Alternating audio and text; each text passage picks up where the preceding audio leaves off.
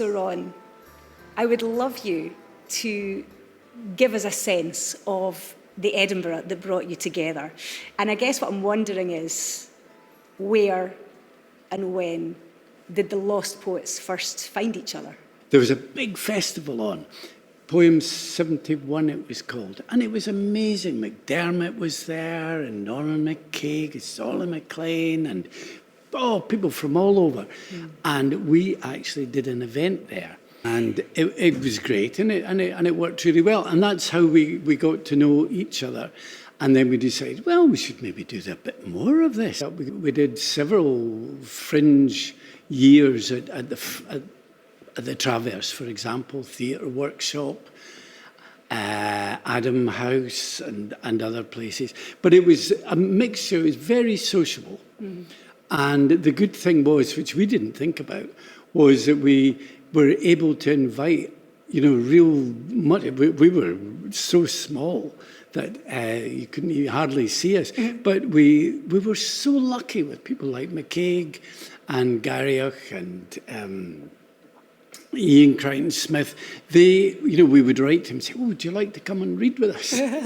And they said yes. One of the reasons we started this was to get more readings for ourselves. And the way it was funded, we needed to actually put on a major poet.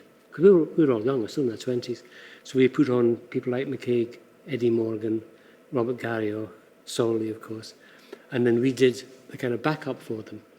So it helped finance what we were doing. And we got the gigs, because we needed to create gigs for ourselves. We used to have a guest slot in our shows, the Lost Poets shows, for a more established writer, and for someone even less established than us, And also was a chance to hear, frankly, our heroes and mentors, as they were.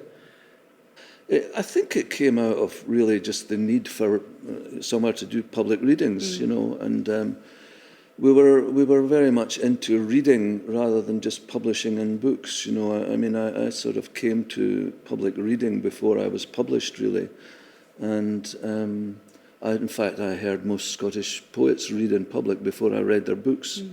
Normally, when you write something and publishing it, you don't really come in contact with the reader. And this gave us a chance to do that. And, the audience would talk to us afterwards, and you could tell by just something I remember was someone said to me, listen to the audience, he said. And they were right. You can hear the audience's attention, you can feel it. And sometimes you think, oh, right, dump that one. Yeah, I think, when you read something in public that for the first time, you find out if it's working or not, and so it can have an effect on how you might revise something. I often used to try out things at readings, and I think as well, just if you just write for the page all the time, you can write things that don't actually fit your mouth and that are kind of very, very difficult to say. So I think the experience of reading really helped me, and I think all of us as writers. A lot of the older poets were very good readers as well, like Norman McCaig and Robert Garrioch and people like that, Edwin Morgan. So we got to know these guys, and they were so welcoming, so friendly. We were very, very lucky with them. Well, we knew all of them a bit anyway. They were quite approachable. Hamish Henderson, in addition to that, Ian Crichton-Smith, and Tom Leonard, of course, came through from Glasgow. That was to the theatre workshop in Stockbridge. Oh, Alan Jackson, wearing a First World War German tin helmet, looking extremely wired, but he was brilliant. He was off the top of the scale of hyper everything. Andrew, I wondered about the name and the connotations behind the Lost Poets. Well, it was kind of a joke in a way. There was a group of poets called the Last Poets, who took themselves quite seriously, which is all right, but we automatically thought, what about the Lost Poets? Because that kind of fitted in with the kind of where we were coming from. Yeah. And we kind of went with that, but then we tried to develop a whole philosophy, cod philosophy, of lostology. And as we were lost to Or we'd all of us done philosophy degrees, I guess, so we were hard to convince about anything. And we were full of doubt, I guess. And then we thought, right, yes, Liz Lochhead, she's not Edinburgh, and she's a girl, but she is really good. And so we invited her, and Liz came over, and that really brought it. That's where we began to really gel together. And it was lovely to be wanted, by really nice, three gorgeous guys. So that was fantastic. So, I was very different. I was a teacher, and they were all kind of much more freelancey and much more... And I was dead chuffed that they wanted to work with me. And also, I was the Glaswegian, so I was always running home, getting on the last train, the very last train, or sometimes sleeping on people's floors and getting the first train in the morning straight into school. I was an art teacher. I was the world's worst art teacher at that time. It was mad. Do you have any particular memories of the early happenings, as Ron called them? Any particular venues? Or... Oh, it was the Traverse, that started, at festival time. And it was the afternoons, so I had to go over.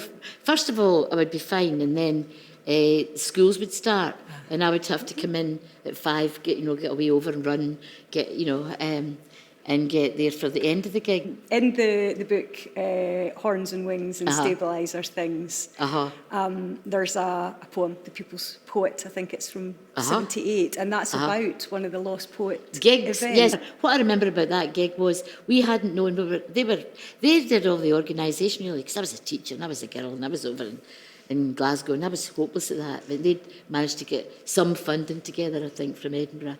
And Eddie had come all the way over to do this gig, and there was a big football match on, so there was hardly anybody watching it. So it was things like that, and then him being very, mannerly and in good time, and so it was just that was one of the funniest ones, because I think I probably went back home in the train with Eddie that night after it. And music, in one shape or form, always informed it, didn't it?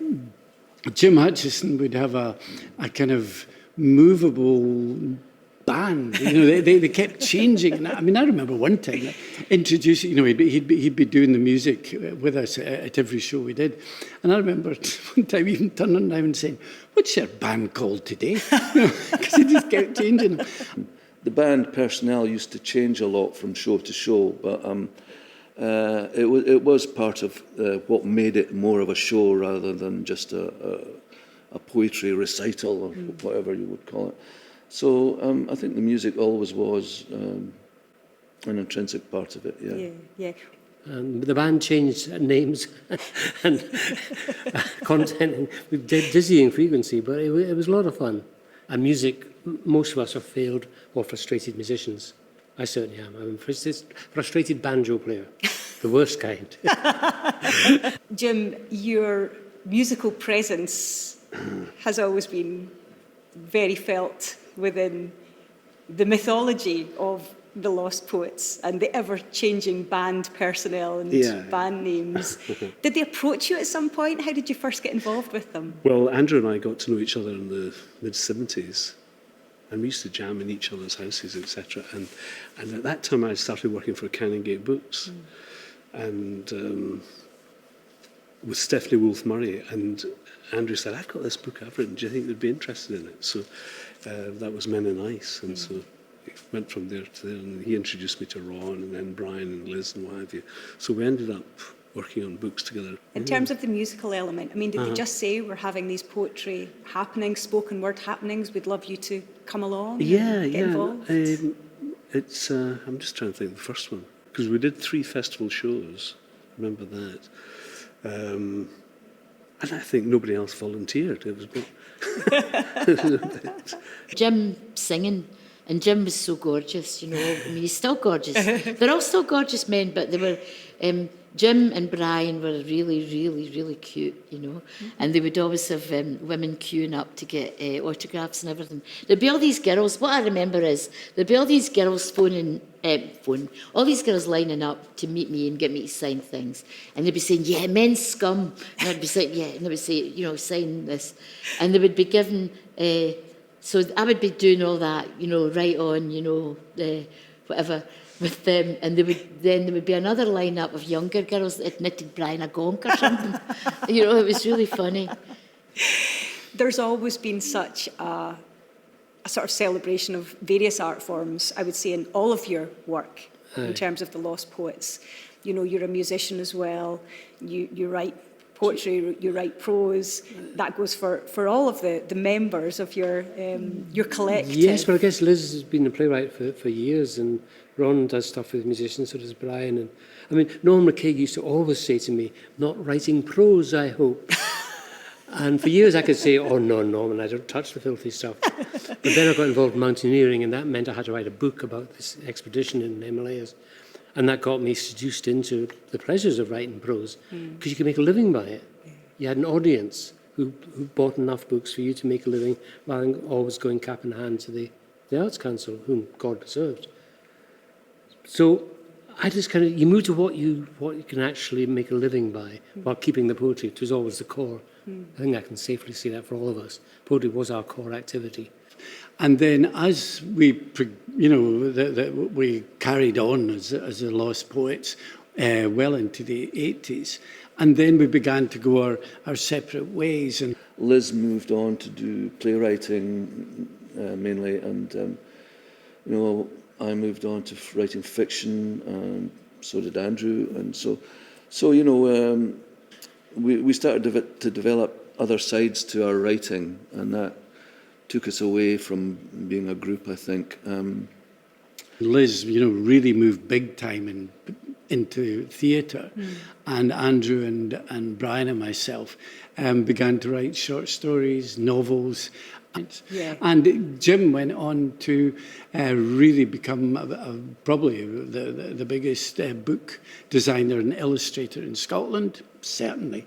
And wonderful man. And it ended up that he actually did quite a few books of mine. He did quite a few books of Brian's and Andrew as well. Yeah. What were the audiences like early on? The audiences were valuable and thin for quite a while, but occasionally, for no reason we could work out, we actually had big audiences. I don't mean just double figures. I mean maybe 50, 60, 100, and that was just wonderful. We did so many shows. And there wasn't a lot of people turned up at these shows, by the way. There was a girl called Kathleen that was going to come, but is away on leave at the moment. And I remember that we paid her £1 to take the tickets. Oh, really? And she's the one that made the most. High stakes. Yes.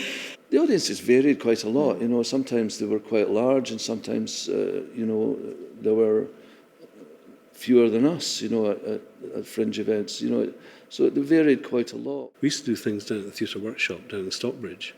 And we used to do it every week or every fortnight. And I had to write songs for each. Really? If somebody said that to me now, I'd be terrified. How did the reunion, for want of a better word, come about? I think it was Andy. I feel it was Andy that had a kind of engine behind us getting together again. Yeah, basically we decided we wanted to celebrate, A, that we're still alive, B, that we're all still in the game, that's to say we're still writing, getting published, and doing gigs. And we thought that's worth celebrating while it's still the case. Yeah, it's great to be back together. I just think it was suggested by the National Library that we do it. So it's quite something. How did it feel at the National Library to be back on the stage, and even just the dynamic between you? Yeah, it felt good to rediscover it, and to reprise a couple of old pieces from those days and do them again. First gig we did is National Library of Scotland. I was just listening to them. I thought, my God, it's so great just to hear them again and hear some of those old poems from way back and new stuff. But we were all dead up for it, and then January of 2019 we did it, and we were going, hey, that's brilliant, this is good. And then lockdown, Horns and Wings and Stabiliser Things was published last year. Is there a story there? Well, it came about because I was employed by Berlin at the time, and I'd found this old collection of books that we published ourselves, Lost Poets, and, in a kind of naive way, a bit like a fanzine sort of thing. And we put it together. I knew a fellow called Danny who worked for printers in Albany Street. We started selling them at events we were doing, really at the Theatre Workshop to start with. Wow. So I showed it to Berlin. I said, this would be quite nice to republish this, actually, and maybe add some new poems. So they decided to run with it. So that's what the Horns and Wings edition is. Yeah. I think that's what we liked making the book for. It was memories, but we were also determined we were going to have a lot of new stuff in the book, because it wasn't just, we weren't has-beens, we were all still doing it. And that combination is what we've deliberately gone to do, is old stuff and new, something borrowed. Yeah, quite. And there's a reflection, there's a poem within the collection that is dedicated to your fellow lost poets. Yes, absolutely. Yeah, I mean, they're very dear to me, and we're friends, colleagues, peers who've helped each other out over many things over many years. That idea of, you know, a sort of protection of each other, a freedom, if you like, but also that sense of support there as well. That was the very word that I was just about to say. It was support, friendship, and also genuine critical reading of each other's work, because that was just so crucial for us. Because it's so easy just to go off in a wee world of your own. And you're writing stuff that actually doesn't really mean much to anybody, but my goodness, the other two would keep me in track. And likewise, I would try and help them. And it was quite light-hearted. We were always serious about the poetry, but we were not allowed to take ourselves seriously. You take the poetry seriously, but you can't be up yourself. Yeah, we're still friends and we're still doing what we love doing. I just love that those friendships have endured and are still producing new ideas. Well, no, that's true. That's true. You know, so, and Liz was just saying that Memo for Spring. When I first came to Edinburgh, there was a book, her first book, Memo for Spring, which was published by Gordon Wright, a small sort of paperback, and apparently it's going to be republished very soon. So that's nice. The stories are ongoing. So it's 50 years after the original. Yeah. It's good to be not completely retired. It was fun, and you never knew if Liz was going to turn up in time. So it was always a bit seat of the pants. Yeah. It's worth celebrating your friends and your friendship while you're still here to celebrate it.